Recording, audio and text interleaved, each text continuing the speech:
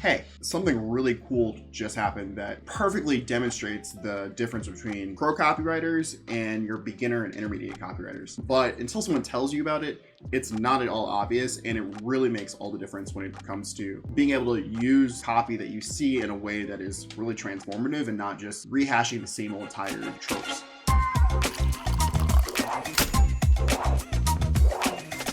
So as you guys know, copy that is not our main job. Each of us has our own personal niche that we work in, and for me, that is political strategy and personal branding. But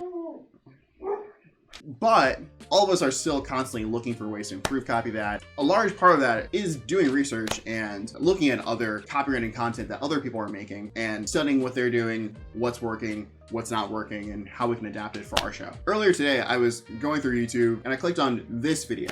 You can't see it now, but when I clicked on it earlier, there was an ad here that was advertising basically a research roadmap that would let any new copywriter go through this guy's entire research process. And so, like any real copywriter, I clicked the link. This is what happened.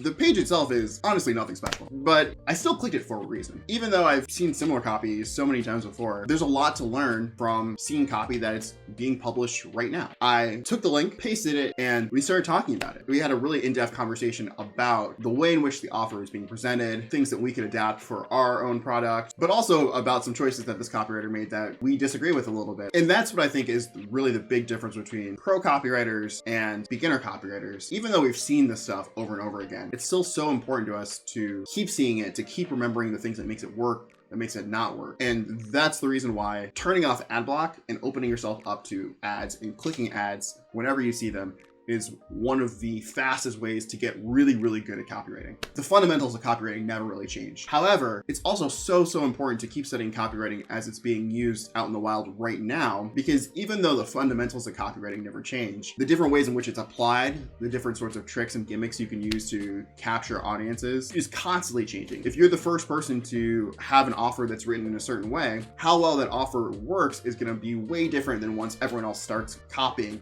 your really effective offer. This is something that you can go out and do right now on your own. I know most of us have the little ad block button in the top right of our browser. Just turn it off. Even if the ads you're seeing aren't things that you are personally writing copy for, if you're seeing a strategy being used over and over and over for a different product, you can usually take that same technique and apply it to the product that you are writing for. The next step after that is to start talking with other copywriters. A lot of the time they'll have different takes or perspectives, and by talking through the copy, I think you start to understand it at even a deeper level. If you don't have copywriting friends that you can talk to, there are plenty of places to find them. You can join the Copywriting Collective, which I'll link below. And if you want a more intimate group to study copy with, you can join our Copy That Discord by signing up for Patreon below. We'll drop a link to that as well. But the most important thing is that you just have an eye open to the copy that you're seeing out in the world that's available, because at the end of the day, getting better is free. You just have to keep your eyes open and be willing to learn. Thanks for watching.